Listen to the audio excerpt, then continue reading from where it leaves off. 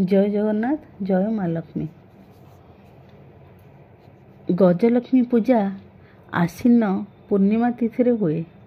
एही दिन माँ लक्ष्मी आविर्भाव होइथिले बा जन्म होइथिले।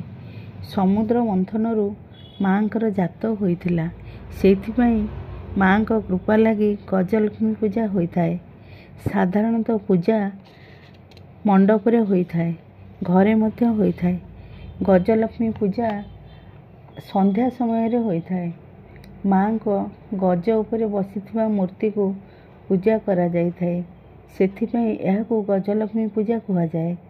गज बा हाथी पेचा को मध्य पूजा करा जाइथाए। एही दिन माँ को पूजा करले माँ को अष्टलक्ष्मी को कृपा मिली थाए।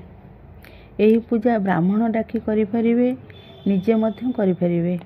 पूजा दिन सकाळु उठी स्नान सारी पूजा स्थान को लिपा पोछा करिवे, चिता झुटी पकाइबे। पूजा स्थान को पंचामृत पकाई पवित्र करिवे। पूजा स्थान रे एक आस्थान बसाइबे।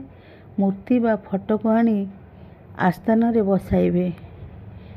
पंचामृत रे पवित्र कराइबे। फूल चंदन सिंदूर सजाइबे। एक कलश स्थापन करिवे। कलश रे फूल चंदन सिंदूर मध्य देई माँ को नाम धरी संकल्प करिवे।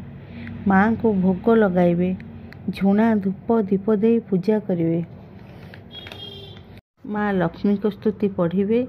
शेषरे माँ लक्ष्मी को पाखरे आरती करिवे, कृपा भिक्षा मागिवे। एही पूर्णिमा दिन सकाळु कुमारी झियो माने खई सहित 7 प्रकार फल रे सूर्य को आंजुल टेकती। संध्या समय रे चंद्र को पूजा करा जाए। छेना रे चांद तैयारी करी पूजा करा जाए। एही पूर्णिमा को कुमार पूर्णिमा कहती। सबु पूजा मंडप रे गजलक्ष्मी को पूजा करा जाए। घरे मध्य माँ को गजलक्ष्मी रूप रे पूजा करा जाए।